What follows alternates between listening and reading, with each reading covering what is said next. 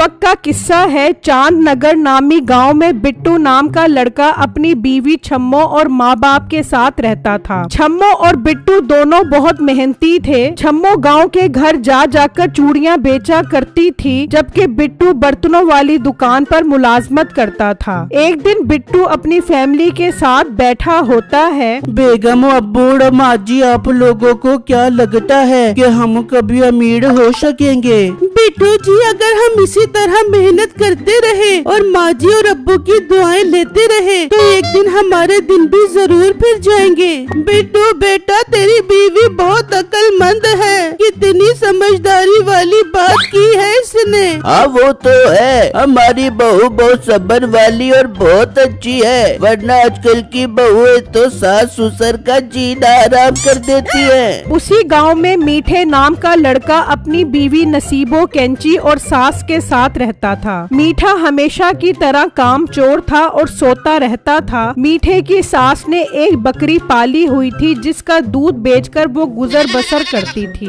नसीबो, जाकर मीठे काम चोर को उठा और बोल, कभी तो काम में मेरी मदद कर दिया कर।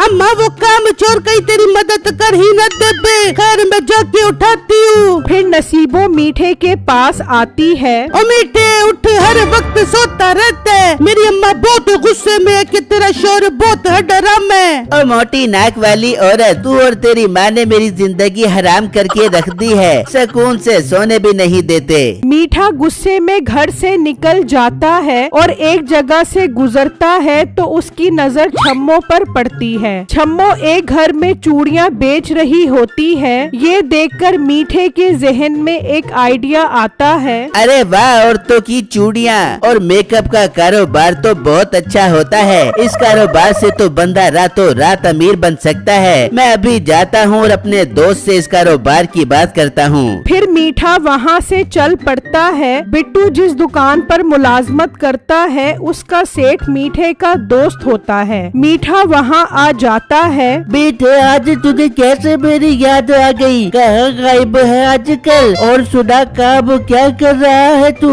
बस यार, नौकरी कब की छोड़ दी मैंने। नौकरी में बहुत मेहनत करनी पड़ती है। मीठे भाई, नौकरी में मेहनत तो करनी पड़ती है, इसी चीज के तो हमें पैसे मिलते हैं। और मोटे पेट वाले गेंडे, अपना मुंह बंद करके काम पर ध्यान दे। बड़ा आया मुझे भाषण देने वाला। मीठे, दफा कर। और बिट्टू, तू जा और साथ वाले होटल से 2 कप दूध पत्ती लेकर आ। आज हम दोनों यार चाय पीते हुए गपशप करेंगे। अच्छा सेठ साहब, अभी लेकर आता हूँ गरम गरम चाय। फिर बिट्टू वहाँ से निकलता है और चाय वाले के पास आ जाता है। भाई, 2 कप दूध पत्ती दे दो, वो भी गजायत से भरपूर। अच्छा भाई, अब देता हो। दूध पत्ती वाली चाय, वो भी गरम गरम डाल कर। फिर दुकानदार चाय देता है और बिट्टू चाय लेकर आ जाता है और मीठे और सेठ को चाय देकर अपनी जगह पर बैठकर ग्राहक संभालने लग जाता है। सुना यार, तेरे बर्तनों वाली दुकान कैसी चल रही है? बस मीठे, क्या बताओ, दुकान भला कैसी चल सकती है? मुश्किल से गुजारा होता है। वैसे तू ये सब क्यों पूछ रहा है? यार, मेरे जहन में कमाल का कारोबार आया है जिसे शुरू करके हम रातों रात अमीर बन सकते हैं। मीठे, ऐसा कौन सा कारोबार है, मुझे भी बता। दोनों भाई मिलकर शुरू करते हैं। दोस्त, कारोबार ये है कि हम शहर से औरतों के मेकअप और रंग गोरा करने वाली करीमें लेकर आएंगे और दुकान पर रखकर बेचेंगे। देखी कैसे सारे गांव की औरतें हमारे पास मेकअप और करीमें लेने आएंगी और यूं हम खूब पैसा कमाएंगे। वाह मीठे, कमाल का कारोबार बताया है। हम कल ही ये कारोबार शुरू करेंगे। फिर अगला दिन होता है। वो शहर से मेकअप वगैरह लाकर दुकान पर रख देते हैं और एक औरत भी मेकअप खरीद कर ले जाती है और गांव की बाकी औरतों को भी इस बारे में बता देती है। इस तरह उनकी दुकान पर औरतों का रश लग जाता है। फिर शाम होती है और बिट्टू थका हारा घर आता है। बिट्टू बेटा, तूने घर आने में इतनी देर क्यों लगा दी? सब खैर तो थी? माँ जी, सेठ साहब ने नया कारोबार शुरू किया है जिसकी वजह से दुकान पर बहुत रश होता है। बेटा, ऐसा क्या बेचना शुरू कर दिया है जो रश लगा होता है? दोपहर में जब मैं घर आ रहा था तो वाकई तुम्हारी दुकान पर बहुत औरतें जमा थी। अबू सेठ साहब ने शहर से ऑटो के मेकअप का सामान मंगवाया है जो ऑटो को काफी पसंद आ रहा है। औरतों के पास इतने पैसे कहाँ से आते हैं? यकीनन ये अपने शोहरों की जेबें खाली करवाती होंगी। छम्मो की इस बात पर सब हंसने लग जाते हैं। फिर अगला दिन होता है, बिट्टू काम पर आता है। मीठा और सेठ पहले से मौजूद होते हैं। ओ मोटे, आज तूने आने में इतनी देर क्यों लगा दी? तुझे तो काम पर मालिक के आने से पहले पहुंचना चाहिए। वो सेठ साहब, आइंदा मैं वक्त की पाबंदी करूँगा और आपको आइंदा शिकायत का मौका नहीं दूंगा।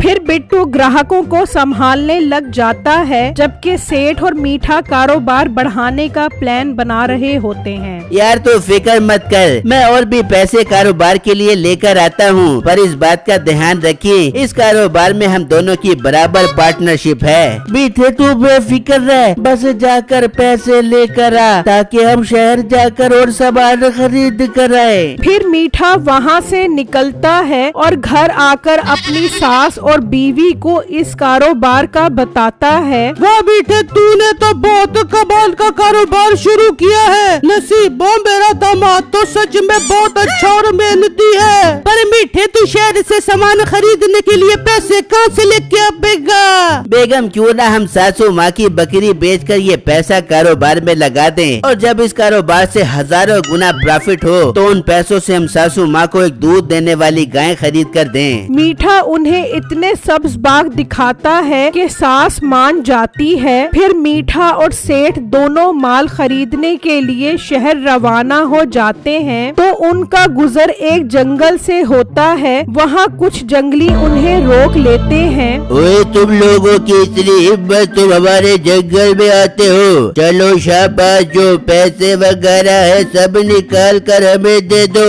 वरना तुम्हें आग में भून कर मजे ले लेकर तुम्हारा गोश्त खाएंगे। ये सुनकर मीठा और सेठ डर जाते हैं और सारे पैसे दे देते हैं। वो शिकारी पैसे लेकर वहाँ से चले जाते हैं, जबकि मीठा और सेठ देखकर बहुत परेशान हो जाते हैं और नाकाम ही वापस गांव की तरफ लौट जाते हैं और दुकान पर आ जाते हैं। मीठे, अब क्या करेंगे? जो भी सामान खरीदने के पैसे थे वो तो डाकू हमसे लूट कर ले गए। मैं तो ये सोचकर परेशान हो रहा हूँ, अब मैं अपनी बीवी और सास को क्या जवाब दूंगा? वो तो मुझे मार मार कर बंदर बना देंगी। वो बातें कर रहे होते हैं। बिट्टू वहाँ आता है और सारे दिन की कमाई देता है, जिसे देखकर मीठे को एक आइडिया आता है। दोस्त, मैं क्या सोच रहा था, क्यों ना हम इन पैसों से और माल खरीद कर आएं? मगर मीठे, ये तो बहुत कम है। हम तो सामान भी अच्छे वाला खरीदते हैं, जो इन पैसों में कहाँ से आएगा? यार तू फिक्र मत कर, हम 2 नंबर माल खरीद कर आते हैं, किसी को पता भी नहीं चलेगा कि हम 2 नंबर चीजें बेच रहे हैं। फिर भी मीठे, मेरा दिल नहीं मान रहा, कहीं कोई गड़बड़ ही ना हो जाए। यार तू फिक्र मत कर, अच्छा सोचेगा तो सब अच्छा होगा और हमारे अमीर होने का ख्वाब भी जल्दी पूरा हो जाएगा। वो दोनों बातें कर रहे होते हैं। बिट्टू उनकी सारी बातें सुन रहा होता है और दिल में सोचने लगता है, ये मीठे भाई और सेठ साहब ठीक नहीं कर रहे, पर मैं क्या ही कर सकता हूँ। सेठ को कुछ बोला तो वो मुझे काम से निकाल देगा। फिर अगला दिन होता है। सेठ और मीठा शहर से सस्ता और गैर म्यारी सामान ले आते हैं, जबकि उसी गांव में चौधरी अपनी बीवी और बेटी के साथ रहता था। एक दिन चौधरी की बीवी और बेटी बाजार आते हैं तो उनकी नजर मेकअप की दुकान पर पड़ती है। मामा जी, क्यों ना हम इस मेकअप वाली दुकान से रंग गोरा करने वाली क्रीम लें? हाँ बेटा, लेते हैं, वैसे भी मेरा रंग काला हो रहा है। फिर वो दुकान पर आती हैं। लड़के, ये बताओ तुम्हारे पास रंग गोरा करने वाली क्रीम कितने की है? मैडम, एक क्रीम की कीमत 500 रुपए है। मैंने सुना है गांव की सारी औरतें ये क्रीम ले लेकर जाती है। क्या वाकई ये कमाल की करीम है? मैडम, मुझे करीम के बारे में इतना खास तो नहीं पता। मेरा सेठ शहर से लेकर आता है, मैं तो बस एक मुलाजिम हूँ दुकान पर। अच्छा चलो 2 डब्बियाँ दे दो, एक मेरे लिए और एक मेरी बेटी के लिए। सामान अच्छा हुआ तो हम दोबारा खरीदने आएंगे। फिर वो करीम लेकर वहाँ से चली जाती हैं और घर आ जाती हैं। फिर रात होती है और चौधराइन चेहरे पर करीम लगाती है और खुशी खुशी सो जाती है कि सुबह उसका रंग गोरा हो जाएगा। फिर सुबह होती है और वो देखती है तो उसके होश उड़ जाते हैं। उसका चेहरा जला हुआ होता है। वो भागी भागी ठाकुर साहब के पास आती है। ठाकुर भी ये देखकर हैरान परेशान हो जाता है। बेगम, ये क्या हो गया? चेहरे को रात तक तो तू बिल्कुल ठीक थी, अब ये कैसे जल गया? फिर चौधराइन चौधरी को सारी बात बताती है, जिसे सुनकर चौधरी को बहुत गुस्सा आता है। मियाँ जी, आप कुछ करें, जाकर उस दुकान वाले की खबर ले कि वो कैसी 2 नंबर चीजें दुकान पर बेच रहा है। ठीक है बेगम, तुम डॉक्टर के पास जाओ, मैं जाकर अभी उन दुकान वाले की खबर लेता हूँ। फिर चौधरी गुस्से में मुलाजिम के साथ घर से निकलता है और दुकान पर आ जाता है। अरे चौधरी साहब, कैसे आना हुआ? मुझे बुला लिया होता।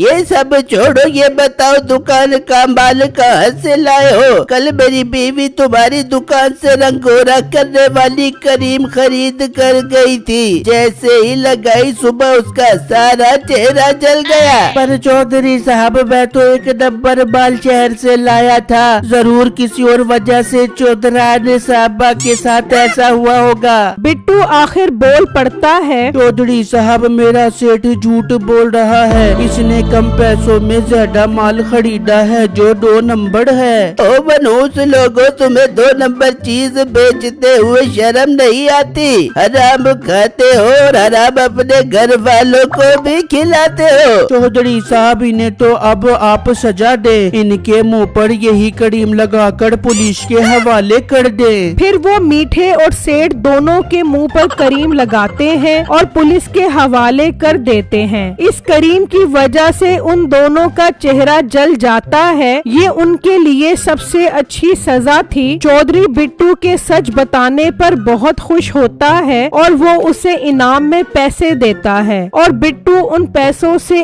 1 नंबर मेकअप बेचता है और उसके पास रश लगना शुरू हो जाता है।